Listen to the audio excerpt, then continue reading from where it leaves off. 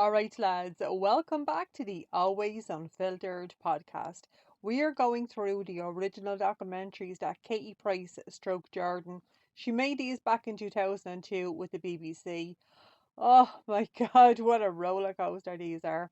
Anyway, we left off the first documentary. She had just found out she was pregnant. I believe she was 14 weeks pregnant, but that was not going to stop her because she was heading off to pose for Playboy.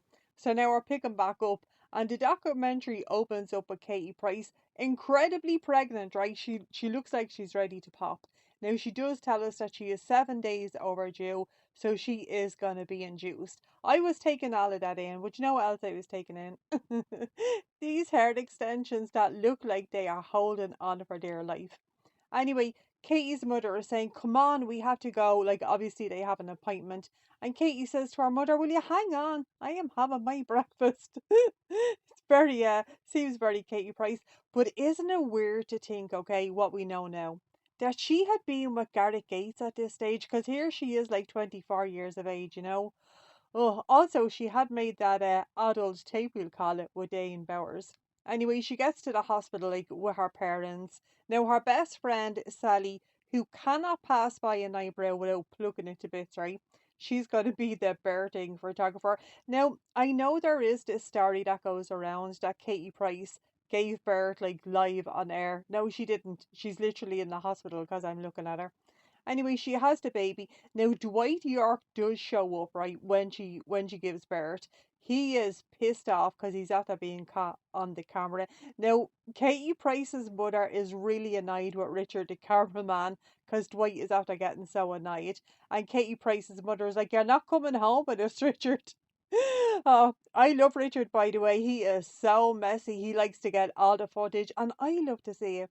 Anyway, Katie is now leaving the hospital. Now, I know that this girl has just had a baby. She looks wrecked, okay? She looks exhausted.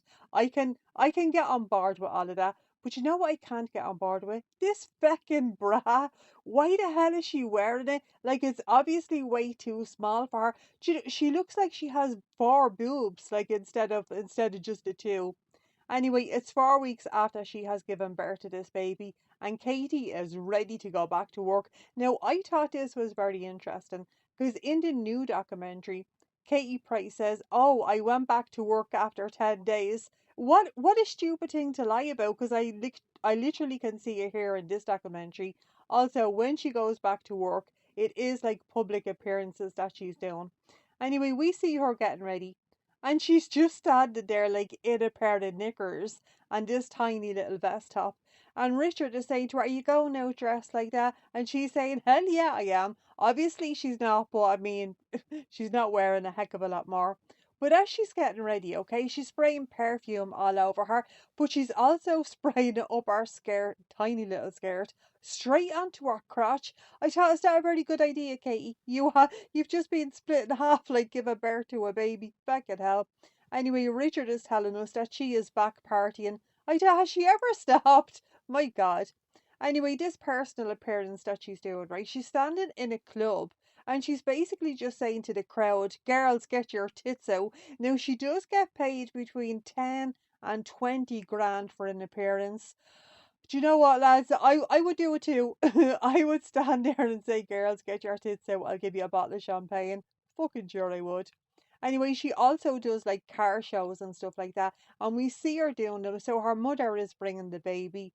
Oh, lads, this baby. He is chunky and he's adorable. I will say something about Katie Price. She makes beautiful looking children. She really does. Anyway, the guy that we met in the first part of this documentary, David Reed, right? He is still her manager. But it's kind of like he's more than her manager. These two are out partying, they're out drinking together. Now, David is determined to make Katie Price a pop star because that's what she wants, okay? But convincing record companies seems to be a full time job for this guy. Anyway, around this time, another glamour model, another page 3 girl, the one and only Miss Jodie March. She starts making headlines, right? Now, well, it's basically a tagline, right? Because she has the big boobs, but she's not fake like Jordan. Oh, God, I love this. These two are so messy together. but also the media, they love to pit people against one another, and I am always here for that, you know. But Kate is saying, I am not worried. I've been in this game for 9 years now. I am making my money and I am still getting booked. She doesn't care. This woman does not give a shit. She's doing everything. She's doing the lads mags, she's doing the car shows, and she has gotten herself a new boyfriend. Now, the new boyfriend that she's after getting herself is 19 years old. Oh God, Katie. Also, he is a guy that she's after meeting at this car show. Now, we do find out a bit more about Harvey's father, Dwight, right? Things are getting very, very difficult between him and Katie Price. So we find out that he does see Harvey every now and again, you know, sporadically. But Katie Price wants this guy to contribute towards Harvey, okay? She wants him to pay for his nanny, like his childcare, and she also wants him to go half for any kind of medical expenses. Now, at this stage, she has her mother looking after the baby, which I think is a fantastic idea. I really do. Because I will say, Katie Price's mother, she loves this baby. She's always with him, she's minding him. She just adores him, you know. But Dwight York is not interested in paying, and the relationship is going downhill already. Now, this documentary does take a much more serious turn because we find out that Harvey is diagnosed as blind. It's genuinely heartbreaking to watch that, it really is, especially when you know that this is only the very beginning of the many health challenges that Harvey is going to face. Anyway, work is not stopping for Katie Price, right? Because she is heading over to America again because it's going to be the launch of her Playboy, but she is also bringing Harvey with her to get a second opinion, you know, on a site and all that. Anyway, Katie Price gets her mother to bring this brand new baby into this photo shoot that she's doing, because she's also doing another one, right? Oh my God. Fucking hell, Katie. She's all over the place doing this photo shoot, and the mother is just sitting there, like, minding the baby, you know? Anyway, we do see pictures of Katie Price with Hugh Hefner. Now, obviously, we know in more recent times that she spent 6 weeks there, but she also OD'd like while that little baby was there, you know. Anyway, we're hearing from Katie Price's mother. This woman is not happy with Katie because Katie went to the newspaper and she's selling stories about the baby, you know, Harvey being blind. Now, you can tell there's a huge disagreement between these two over where the line should be drawn because her mother thinks she's exploiting the baby. I do too, by the way. I think just leave the child out of papers, leave him alone. Well, Katie Price says, no, somebody is going to take a picture, so I'm going to be the one to do it. Anyway, Katie has a brand new boyfriend, right? Now, this guy, is, as I said, he's only 19 years old. His name is Matt Peacock. Now, her mother, she's also pissed off about this. She's talking to Richard, the cameraman, and she's saying to him, like, I'm just so annoyed, but at the same time, she doesn't want to be talking to him. She's saying, just leave me alone, Richard, you know? God, my daughter is going out with this 19-year-old. I don't even know him. But it's Katie Price. This girl is clearly not asking her mother's permission. Anyway, these are at home. Now, we do find out that before Katie gave birth to Harvey, she hurt her finger, right? So she has to go and have the finger checked. But she didn't just hurt the finger, she finds out that she actually has cancer. I did not know that. Feckin' hell. Anyway, this is also put into the newspaper, okay? Now, I will say the picture that they used, they do her so dirty. They really do. It's an awful looking picture. Oh, my, do you know, I felt really bad for her. Like, she's a good looking girl here, you know, and they picked that awful looking picture of her. Anyway, Katie Price has had enough. So she's doing what she always does, right? She is off on holiday with this new boyfriend. Now we see these just like frolicking in the sea, but he's holding the baby. I don't like that. Now I understand you're a single mother, whatever, you want to have fun, go on holidays. That's grand. She's not somebody who's short of money. She could hire a babysitter to be minding this child. I don't like this strange random guy holding this little baby. Like, get your hands off him. Anyway, she invites Richard back to the room. Oh my God, this place is wrecked. I was very grateful that Richard zoomed in on all the wreckage because I do like to see it. Now, what I didn't like to see Is Harvey's small little cot right beside his bed?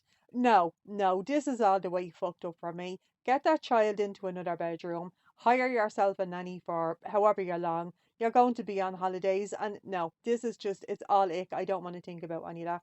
Anyway, this guy, Matt, right? He thinks that he is going to marry Katie, and on the mirror he has written, I love you more than anything in the world. I thought, dude, this girl would eat you for breakfast. Now, even Richard, the documentary narrator, cameraman guy, is saying to us, right, it's very doubtful that that is going to happen. I love this guy because he's real messy and he just kind of says like what we're all thinking. And sure enough, the relationship just ends, right? So these are home. Katie's after buying herself a new house and she's after ending things with this guy, Ma. But you, before you know it, right, there is a new boyfriend on the scene. His name is Scott. We are going to circle back to him in a little while. But during all of this, David, the manager, is still trying to get Katie signed to a record label. But no matter how many meetings this guy is going to, the industry, like, it's just not convinced that they can get rid of the Jordan and get it Katie. But also, she cannot sing. Like, it has to be said. She can't. But we do see her doing her photo shoots. She has gorgeous legs. I never realized that before, but they are really beautiful. Now, I realised why Sally, who can't stand an eyebrow, I realised that this girl might be a psycho.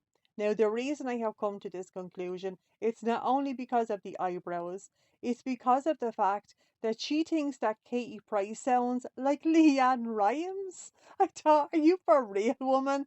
Feckin' hell, where else are you putting that tweezers? My God. Anyway, it's now Katie's 25th birthday, so they're going now for her birthday. I'm assuming she paid for everything. There's a big bus and everything. So everybody is dressed up as pimps and prostitutes. I thought, how classy, how very, very classy. Anyway, we do get to hear Katie singing, and it's awful. And I say, a record company out there, sign this girl up. She definitely deserves to have an album or something.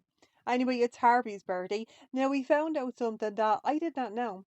So he has apparently spent the previous night with his father. I didn't know that. But Katie is organising this party, right? So she's after inviting other blind kids in the area. I thought that was a great idea. Now they have music playing, for all of these kids. And Dwight is there at the party. So when everybody goes home, it's just Dwight, Katie, and the baby. She's opening up all of the presents. And Dwight York is just sitting there watching the feckin' telly. I thought, for God's sake, Dwight York, you barely ever see this baby. You always spend a bit of time with him. Oh, then, right, Harvey's health becomes even more complicated because this baby is then diagnosed with a condition called diabetes insipidus, and he also has a thyroid condition.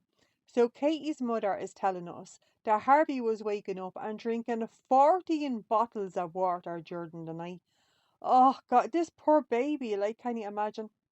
Now, of course, in more recent times, we know that Harvey has much more complicated medical needs than that because he also has a condition called Prader-Willi syndrome, which basically he cannot feel, he doesn't feel full. And it sounds like with this diabetes insipidus, he never gets to feel any quench like from his thirst. Jeepers. Anyway, we get to something else, right? So one of the biggest rows that happens in this documentary happens during a charity football match. So Katie Price is there with a new boyfriend, this new fella now holding this baby, which I do not like, by the way. Anyway, Dane Bowers is there. So these are like on competing teams. Now, Dane is asked by Richard, who's real messy, right? Richard says to Dane, "Is there any comments that you want to make to us, like in this documentary?" And he says yes. Now, I don't believe I'm allowed to say the word that he calls Katie Price, but it begins with the letter C, right? And Richard is saying, "Oh, I won't be allowed to say that." This guy doesn't care. So Richard then tells Katie Price what Dane is after saying about her. So she's like, "Oh, did he really say that?" So then she goes over to confront him. Now tempers explode, right? And then Dane Bowers ends up, he has a bottle in his hand, right? And he just throws it at her. I could not believe that. I really couldn't. But Katie Price is never going to be outdone, right? So she threw something at him. I don't know what it was, but I needed Richard, the cameraman, to go over and find out exactly what they were saying. Unfortunately, they didn't. But Richard did not miss an opportunity to point out that football definitely is not Katie's strongest talent. Oh, I love to hear it. I love this guy Richard, and I want to see more from him. Anyway, then we see Katie Price going out on another PA, right? A personal appearance. Now we're told that her and Dave, the manager, just want to get hammered. I don't know how lovely. So Katie is there, right, just knocking drinks back. Then she takes the microphone. Oh, lads, now I want you to prepare yourself for this, right? Because she decides to make a speech. Now she's talking to a room full of people and she says, girls, girls, now I'm paraphrasing, right? But this is basically what she said. Your guy, like your ex-boyfriend, would not like it if you were to go out with a black man. I thought, what on earth are you talking about, you lunatic?